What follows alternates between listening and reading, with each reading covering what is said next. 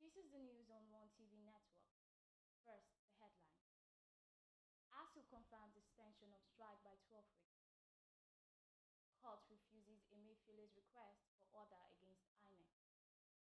Yakasai says cabal working against Southern presidential aspirant. Putin warns against another global war. And this is the news in details. My name is Sophia Ibrahim.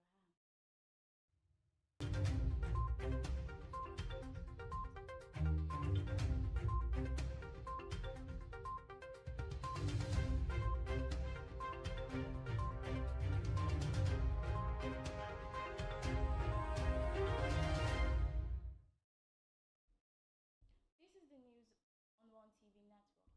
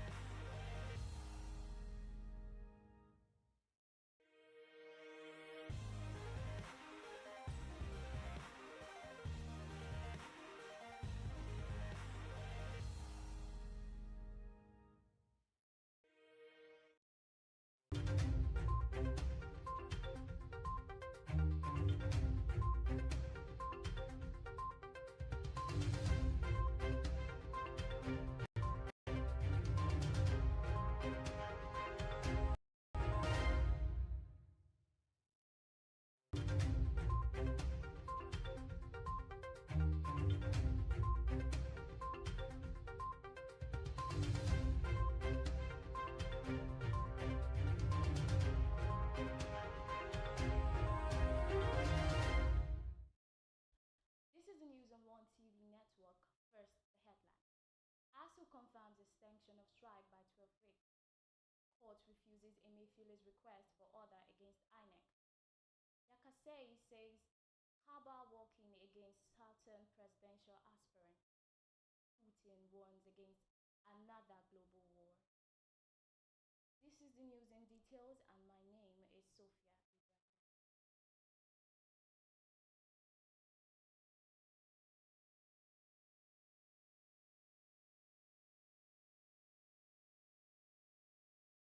Welcome back.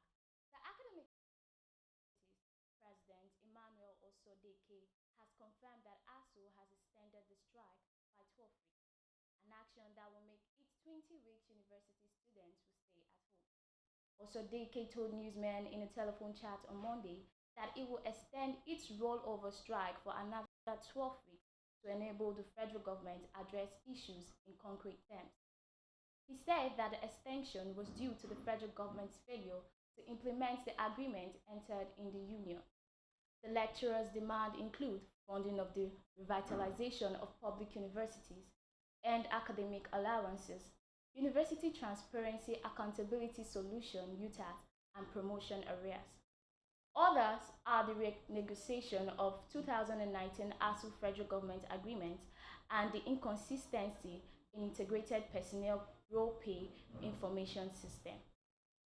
A frontline People's Democratic Party governorship aspirant in Rivers State, Felix Obua, has lauded the state governor, Nyesom Wike, over the Supreme Court's victory against the Imo State government in respect of the disputed 17 oil wells.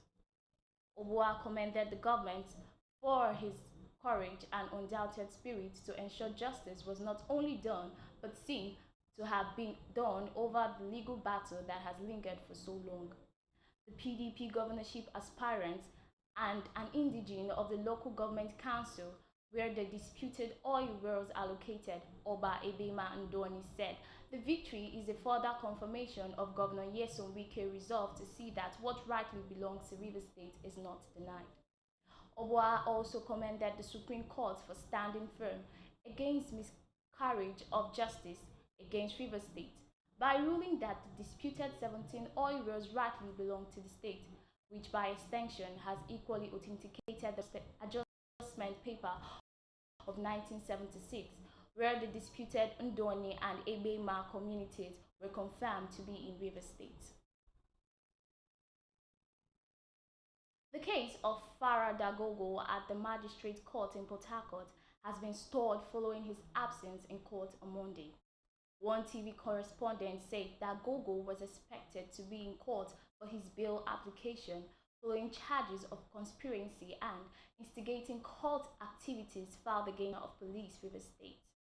The prosecuting counsel, Chidi AK, told the court that he had no information as to why the suspect was not produced in court, noting that they are ready to go on with the case. In his ruling, the Chief Magistrate A.O. Amadi Nna, after listening to the prosecuting and defending counsel, adjourned the case to the 23rd May 2022 for mentioning. Members of disbanded OSPAC local vigilance group in Obele town in Emonwa local government area have allegedly set off Chief Israel Anile, a former acting chairman of Community Development Community in the community and ex-divisional police officer. Chief Anile, speaking during a telephone interview, said that the disbanded OSPAC members were led by one naked wire who was recently accused by the Emowa local government chairman, Dr. Chidi Lord, of being responsible for some of the killings in Iba and Obele town. He said the arsonist threw his 17-year-old aunt out of the building, removed all the burglar proof in his house before pouring petrol and setting his 7-bedroom flat ablaze. He also disclosed that he fled the state after members of the disbanded OSPAC trailed him to his house in Port Harcourt. Moving on to 2023 presidency, the Office of the Head of Civil Service has reacted to the decision of the Central Bank of Nigeria's Governor Godwin Emefiele to drag the Attorney General of the Federation, Abubakar Malami, and others to potential ambition. Olasade Yemi Esan, head of the Office of the Head of Civil Service, urged all civil servants to be guided by the Nigerian Public Service Rule, adding that the civil servants should be guided by Malami's legal opinion. Emefiele dragged Malami, the Independent National Electoral Commission, and the All Progressive Congress before a federal high court in Abuja, seeking enforcement of his right to contest the 2023 election without resigning from his current position. Still on presidency, the Federal High Court in Abuja on Monday refused to grant a restraining order requested by the governor of the Central Bank of Nigeria, Godwin Emefiele, against the Independent National Electoral Commission and the Attorney General of the Federation with regards to his presidential ambition. Emefiele, through his counsel, Mike Ozekome-San, applied status quo ante bellum to be made against INEC and AFG so that he would not be made to resign from office until 30 days to the general election. In an expert application urged on Monday, Emefiele, but a public servant not caught by Section 8412 of the new Electoral Act 2022. Emefiele expressed apprehension that the sales and submission of the presidential nomination form will expire on Wednesday and that unless the INEC and AGF are ordered to maintain status ante bellum as of May 5th, when he filed the suit, he would be made to vacate office before his form would be accepted by the appropriate authority. However, in a brief ruling, Justice Ahmed Rahman Mohammed turned down the request for the order. Instead, the judge ordered him to put the defendant on notice and also serve court processes on the defendant. You're still watching the news on OneTV. The news return after this break.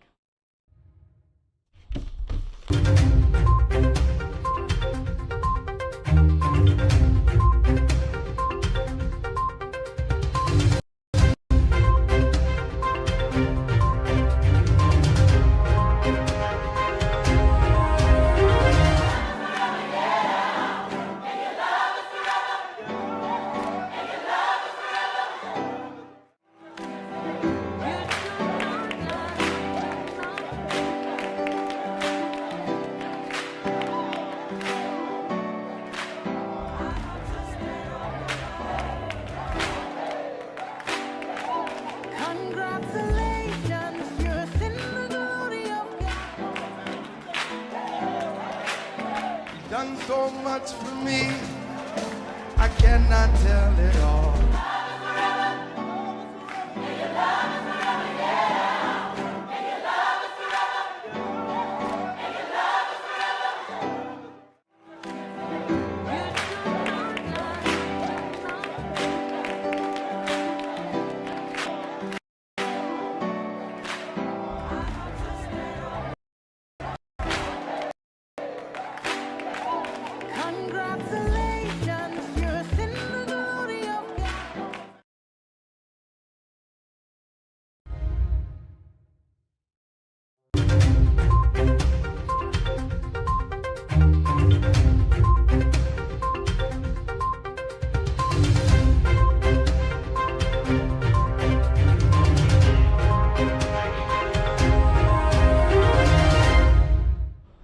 Welcome back, and you're still watching OneTV Network News.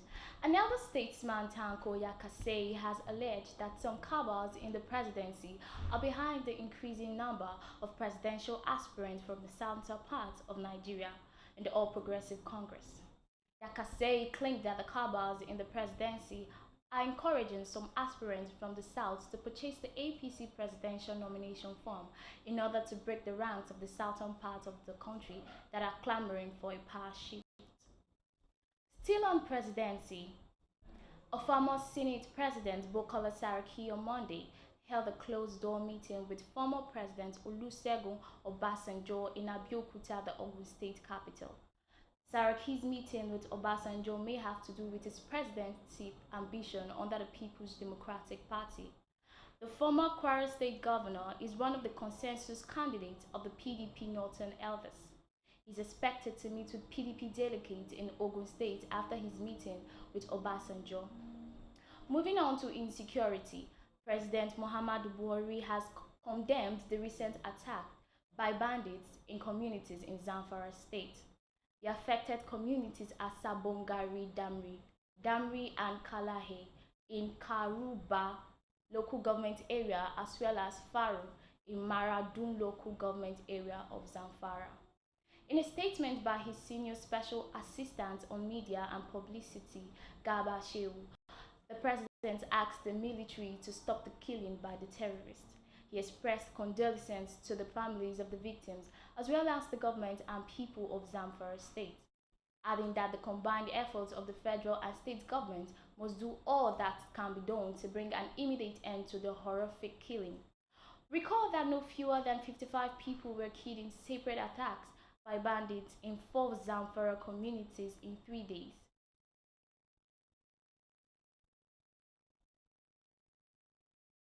Uche Mefo, the former deputy leader of the indigenous people of Biafra, has accused the separatist group of conducting termination across the southeast. He made his claim on his official Facebook page on Monday, stating that IPOB beheaded and tortured their targets across the southeast, blaming IPOB of being responsible for the mindless killing in the region. Mefo described the senseless killing of Igbo people by Igbos as an abomination, but the separatist group has denied involvement in the killing of Southeast residents.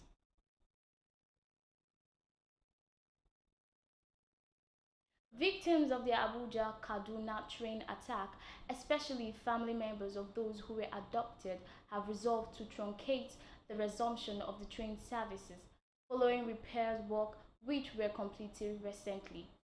The aggrieved family members resolved to take the action on Monday in Abuja at a press conference as they criticized the federal government for paying lip service to their plight.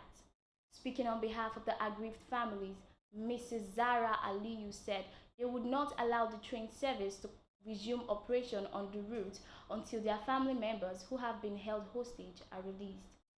She also called on the government to put adequate security measures in place to guarantee the safety of prospective passengers. They recalled that the Nigerian Railways Corporation have informed Nigerians that it has effected repairs on the train route and was making preparation to resume train operation on the same route on July 29th.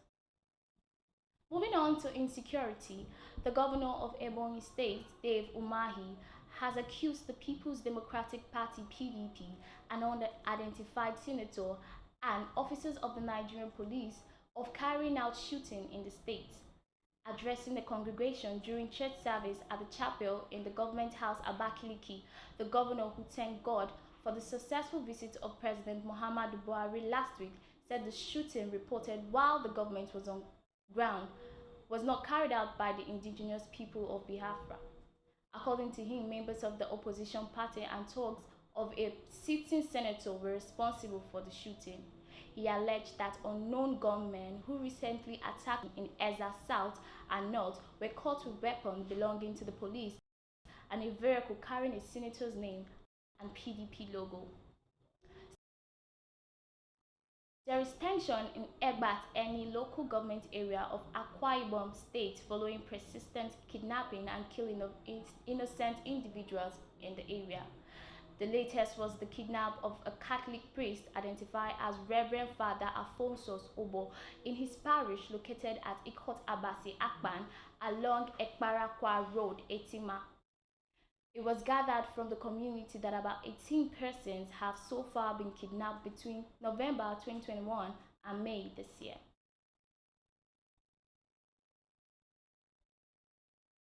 The Economic and Financial Crime Commission has told a federal high court in Abuja that 6 different statements made by an oil magnate, Aliyu Abubakar, implicating the former Attorney General of the Federation and Minister of Justice, Muhammad Adoke, in an alleged $4 million money laundering charges were not made under any threat or duress.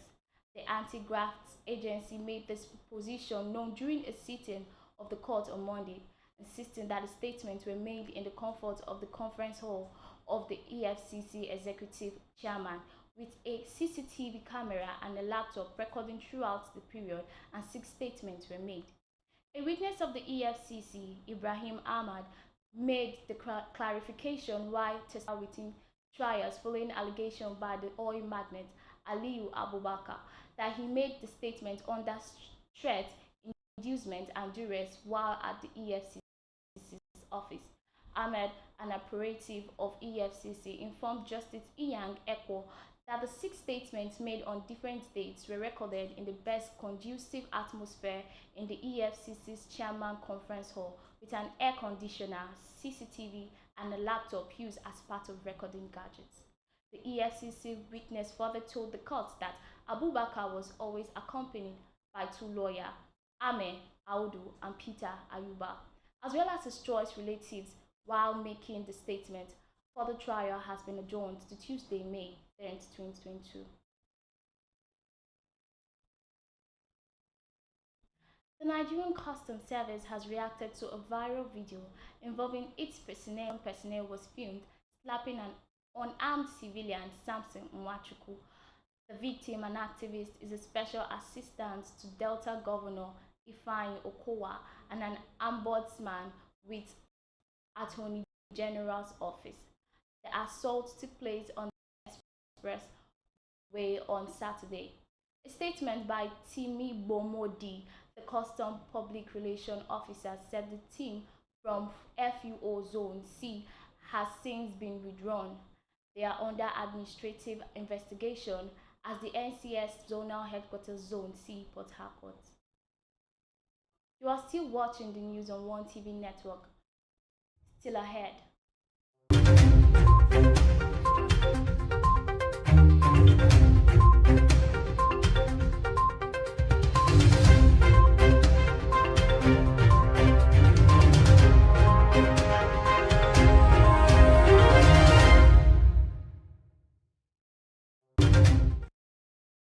Welcome back.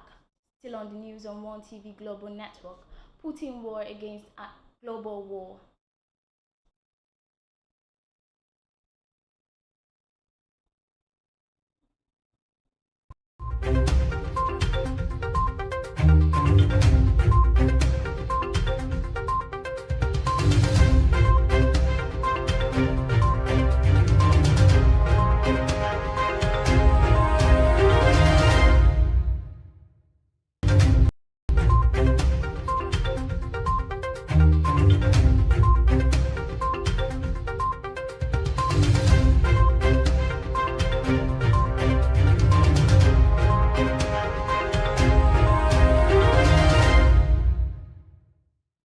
Once again, our major stories. ASU confirms extension of strike by 12 weeks. Court refuses Emefiele's request for restraining order against INEC. Nakasei accuses Kaba for increasing Southern presidential aspirants.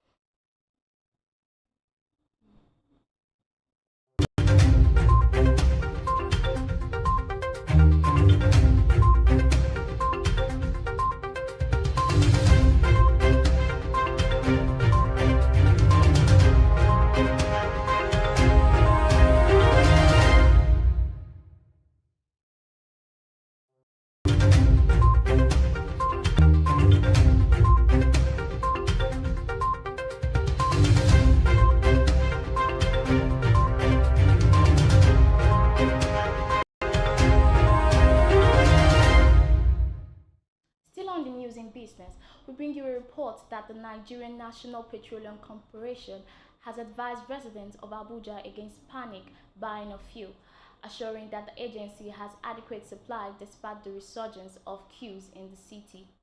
NNPC's advice was made via a series of tweets on its handle late Sunday.